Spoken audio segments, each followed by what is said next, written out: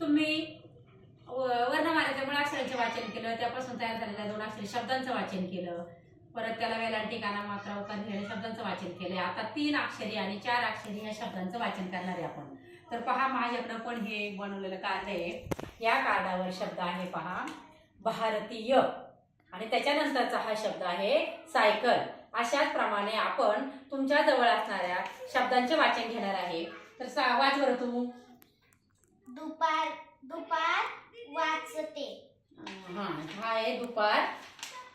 हा आणि हा वाचते. Very good. हा वाच रे. चला पुढं. अक्षता बनवले. हा असं धरायचं. हा वाचलं काय बनवलंय. Very good.